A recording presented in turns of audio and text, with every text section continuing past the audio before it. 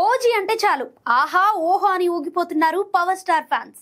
ఇప్పటి వరకు ఈ సినిమా నుంచి వచ్చిన ప్రతి కంటెంట్ అంచనాలు పెంచుకుంటూనే వెళ్ళింది. ఇక ఓజీ కాన్సెప్ట్ లో ఓజస్ గంభీర్ గా పవర్ స్టార్ చేసిన సందడి అంతా ఇంత కాదు. పాట పాడటం, డ్రమ్స్ వాయించటమే కాదు, కత్తి చేత బట్టి నానా రచ్చ చేశారు పవన్.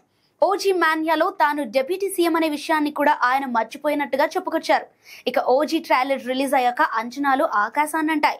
ఓజస్ గంభీరకు బెంగాల్ టైగర్ అంటూ ఇచ్చిన ఎలివేషన్ ఫ్యాన్స్ కు తట్టుకోలేంత హై ఇస్తోంది. అసలే హైప్ కు ఫ్యాన్స్ పోయేలా ఉన్నారు.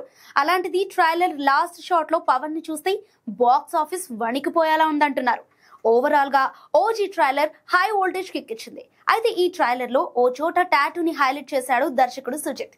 హీరోయిన్ ప్రియాంక మోహన్ పవన్ చేతిపై జపాన్ భాషలో రాసి ఉన్న టాటూని చూపిస్తూ మీ టాటూకి అర్థం ఏంటి అని అడుగుతుంది.